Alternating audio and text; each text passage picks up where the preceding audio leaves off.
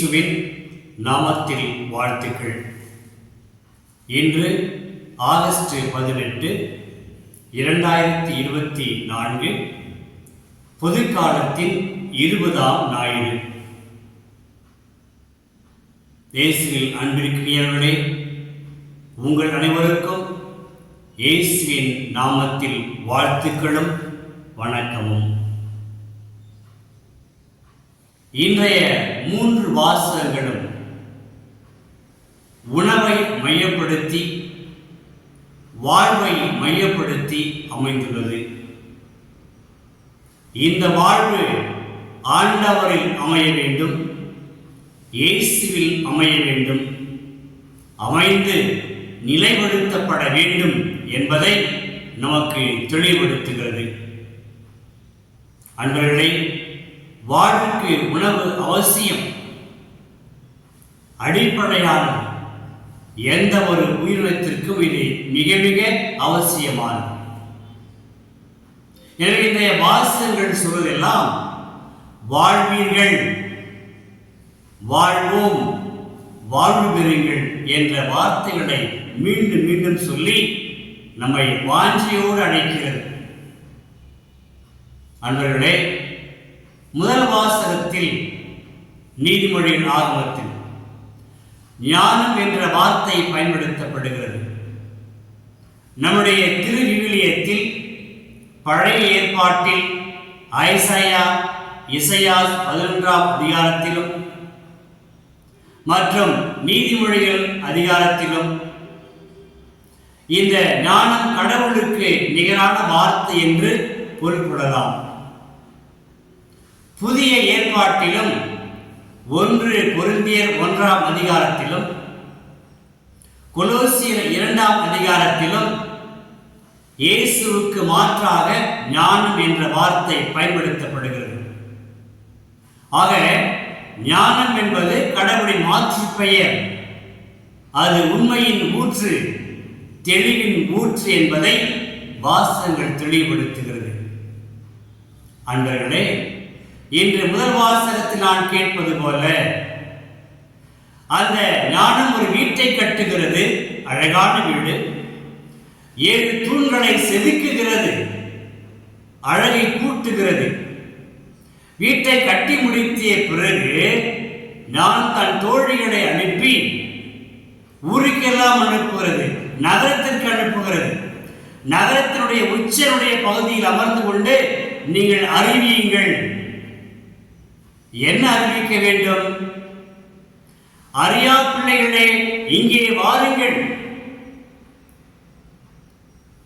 அதுபோல அறிவிலிகளே, நீங்களும் வாருங்கள், வந்து இந்த உணவை உட்கொள்ளுங்கள், இந்த விருந்தில் பங்கெடுங்கள், இந்த திராட்சை ரசத்தை பருகுங்கள்.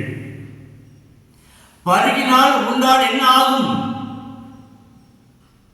உங்கள் வேதனையை விட்டொழியுங்கள், நீங்கள் வாழ்வீர்கள்.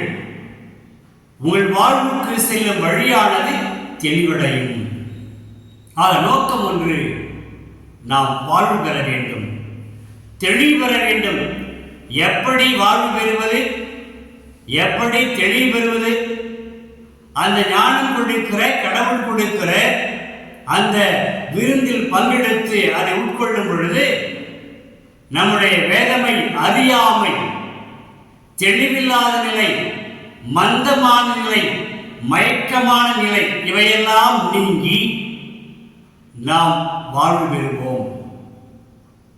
நாம் வாழ்வு பெற்று நம்முடைய சிந்தனை தெளிவடையும், நம்முடைய புத்தி கூர்மையடையும், நம்முடைய பாதைகள் செம்மையடையும் என்பதை முதல் வாசகம் எடுத்து காண்பிக்கிறது.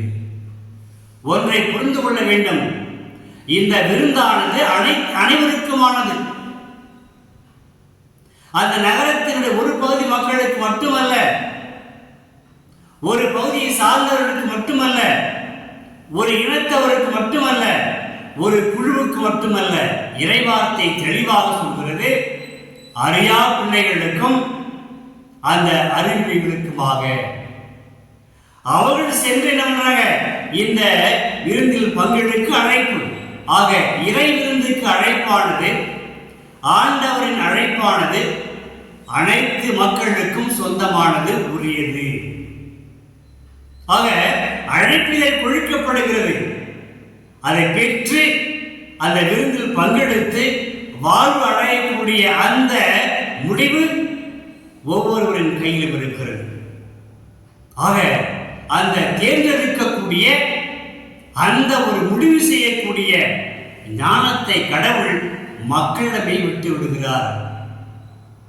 ஆக நம்முடைய வாழ்க்கையிலும் நல்லவற்றை தேர்ந்தெடுக்கக்கூடிய, தேர்ந்து தெளியக்கூடிய, நல்லவற்றுக்காக முடிவு செய்யக்கூடிய அந்த அறிவையும் ஆற்றலையும் பக்குவத்தையும் கடவுள் முன்வைக்கிறார்.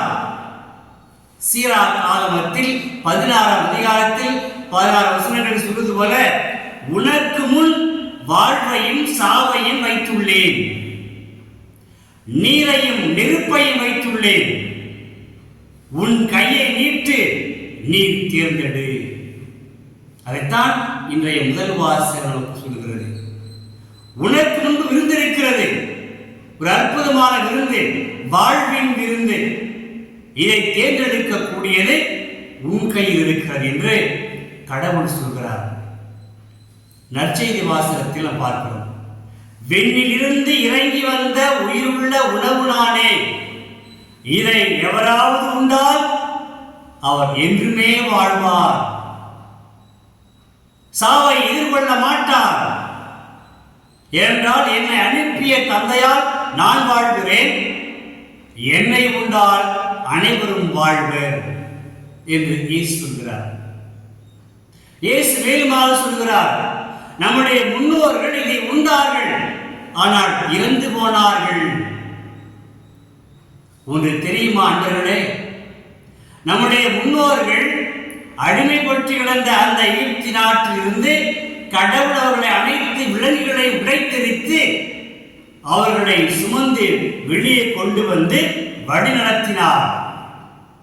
ஆனால் ஒரு கட்டத்தில் அந்த விடுதலை அடைந்த மக்கள் அந்த பால நிலத்தில் பயணித்த பொழுது தன்னுடைய பழைய வரலாற்றை மறந்து விடுகிறார்கள், அடிமை வாழ்வை மறந்து விடுகிறார்கள். உணவுக்கு பஞ்சம் ஏற்படுகிற போன்ற ஒரு நிலைமை ஏற்படுகிறது. கடவுள் அதையும் உருவாக்கி தான் எப்படிப்பட்ட கடவுள், வல்லமை உள்ள கடவுள் என்பதை மக்களுக்கு உணர்த்த விரும்பினார். எனவே அந்த மக்கள் புலம்புகிறார்கள், கதறுகிறார்கள், மோசேக்கும் ஆரோனுக்கும் எதிராக முணுமுணுத்தார்கள். எங்களுக்கு சாப்பாடு இல்லையே, உணவில்லையே, ஏன் எங்களை கொண்டு வந்தீர்கள் என்றெல்லாம் கேள்வி எழுப்பினார்கள். ஒரு தெரியுமா, அந்த இஸ்ராயல் மக்கள் தன்னுடைய பழைய வரலாறு என்ன? அடிமை வாழ்வு ஒரு பக்கம், கிடைத்த அந்த இறைச்சி பாத்திரத்தை சுற்றி அமர்ந்து உண்ட அந்த நினைவுகள், அது அவர்களை ஆட்டி படைக்கிறது. நன்றாக புரிந்து கொள்ளுங்கள், விடுதலை வாழ்வை விட, ஒளியின் வாழ்வை விட, மகிழ்ச்சியின் வாழ்வை விட தங்களுக்கு என்று இருந்த அந்த இறைச்சி பாத்திரமும் அது கொடுத்த இன்பமும் அவர்களுக்கு மிக முக்கியமாக தெரிகிறது. அந்த வருகின்ற அந்த வாழ்க்கையை அவர்கள் வேண்டாம் என்று சொல்கிற அளவுக்கு அவர்கள் தயாரானார்கள். அன்பர்களே, ஒன்றை நாம் புரிந்து கொள்வோம், நம்முடைய வாழ்விலும் நமக்கெல்லாம் பழைய வாழ்க்கை உண்டு. இறைச்சி பாத்திரத்தை சுற்றி அமர்ந்து கொண்டு உண்ட நாட்கள், மாதங்கள், ஆண்டுகள் ஏராளம். அவர்கள் பிடித்து தள்ளும் இழுக்கும். ஆனால் இயேசு இன்று நமக்கு அழியா வாழ்வை கொடுக்கிறார். அன்று நம்முடைய முன்னோருக்கு கடவுள் மன்னாவை அளித்தார். அது ஒரு நாள் 2 நாள் கெட்டு போகும். அந்த உணவு கொடுத்த, அந்த இறைச்சி கொடுத்த வாழ்வு கெட்டு போய்விடும். ஆனால் இன்று கடவுள் கொடுப்பதோ நிலையான வாழ்வு. இயேசுவே இன்று மன்னாவாக மாறுகிறார். அந்த ஒரு உணவுப் பொருள் மன்னா என்று அழைக்கப்பட்டது. இன்று இயேசுவே விண்ணில் இருந்து இறங்கி வந்த உயிருள்ள உணவு நானே என்று சொல்லுகிற பொழுது இயேசுவே மானுட குலத்திற்கு ஒப்பற்ற உணவாக மாறுகிறார். இந்த உணவை உண்டால் ஒருவர் என்றுமே வாழ்வார் என்றால் இந்த இயேசுவின் உணவானது நம்முடைய உடலுக்கும் உள்ளத்திற்கும் உள்ளே சென்று அது நம்முடைய உருவை மாற்றுகிறது, உருமாற்றம் அடைய செய்கிறது. நாம் அகமாற்றம் அடைகிறோம். எதனால்? இயேசுவினுடைய திரு உடலாலும் திரு ரத்தத்தாலும். ஆக அந்த உணவு நம்ம இருக்கிற பொழுது நம்முடைய உணர்வுகளுக்கு தெளிவு இருக்கிறது, நம்முடைய அறிவுக்கும் தெளிவு கிடைக்கிறது. நாம் எதை செய்ய வேண்டும், எதை செய்யக்கூடாது, எது வேண்டும், எது தேவையல்ல என்றெல்லாம் தேர்ந்து தெளியக்கூடிய ஞானத்தை கொடுக்கக்கூடியது இயேசுவினுடைய அந்த உயிருள்ள உணவு. இந்த உணவைத்தான் தூய பவுலடியார் 2ஆம் வாசகத்தில் சொல்கிறார். நீங்கள் அறிவிலிகளாய் இராதீர்கள், மடமையில் வாழாதீர்கள், பேதமையில் வாழாதீர்கள், மாறாக ஞானத்தோடு வாழுங்கள். ஞானம் உங்களுக்கு அறிவு தெளிவையும் நல்ல உணர்வையும் கொடுத்து உங்களை வழிநடத்தும். ஆக இவற்றை கையிடுங்கள். மீண்டுமாக ஒரு எச்சரிக்கை கொடுக்கிறார் தூய பவுலடியார். மது கொடுக்கிற அந்த விருந்துக்கு ஆளாகி வெறியாட்டமாடாதீர்கள், அது உங்களின் வாழ்க்கையை தாறுமாறான வாழ்வுக்கு அழைத்து செல்லும். ஆக கடவுள் கொடுக்கிற உணவு நல வாழ்வுக்கும் தெளிவு வாழ்வுக்கும் சுகமளிக்கின்ற வாழ்வுக்கும் நம்மை அழைத்து செல்லும். சாதாரண உணவானது, விருந்தானது, கெட்டு போகிற உணவானது, விருந்தானது, பானமானது நம்மை அழிவுக்கு அழைத்து செல்லும், இட்டு செல்லும் என்பதையும் இயேசு விளக்குகிறார். ஆக அன்பர்களே, திருமுழுக்கு பெற்ற நாம் அனைவரும் கடவுளின் ஞானத்தால் வாழ அழைக்க பெற்றிருக்கிறோம். எனவே அந்த ஞானத்தின் வாழ்வுக்கு ஏற்ப இன்றைய நாளில் நாம் முடிவு செய்ய வேண்டும்.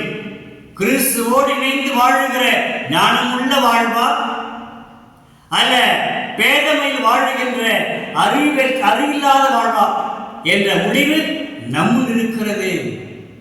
சீராக்காகம் சொல்வது போல, நான் உன் முன் நீரையும் நெருப்பையும் வைத்துள்ளேன், வாழ்வையும் சாவையும் வைத்துள்ளேன். மகனே மகளே, நீ முடிவு செய். கடவுள் சொல்கிறார் மீண்டுமாக இயேசு வழியாக, நானே உயிருள்ள உணவு, இதை எவராவது உண்டால், யாரும் உண்ணலாம், எந்த நிபந்தனையும் கிடையாது. ஆகவே இதை யாராவது உண்டால் அவர் என்றுமே வாழ்வார். ஆம், என்றுமே வாழ்வர். ஜெபிப்போமா? எங்களை படைத்து பராமரித்து வரும் தந்தையே, உம்மை போற்றுகிறோம், பணிவோடு வணங்குகிறோம். எங்கள் வாழ்க்கையில் நாங்கள் அறியாமையை, பேதமையை நீக்கி ஞானம் பெற்ற மக்களாக, உமது அன்பு பிள்ளைகளாக நீர் காட்டுகிற தெளிவான பாதை நடந்து உம்மை கைகொண்டு உடல் நலம் பெற்று, உள்ள தெளிவு பெற்று, அறிவு தெளிவு பெற்று, உமது அன்பின் மக்களாக நலம் பெற்று சுகம் பெற்று வாழ எங்களுக்கு வரமடியும். எங்களுடைய அந்த முடிவு செய்கின்ற தருணங்களில் நாங்கள் நிலையானவற்றை மட்டுமே தேர்ந்து தெளியக்கூடிய, முடிவு செய்யக்கூடிய பாக்கியத்தையும் அருளும். இவற்றை இயேசுவே உம் திருமகன் உம் வழியாக ஜெபிக்கிறோம். இயேசுவே, கடவுள் மகனாகி நீர் எங்கள் ஜெபங்களை ஏற்றுக்கொள்ளும்.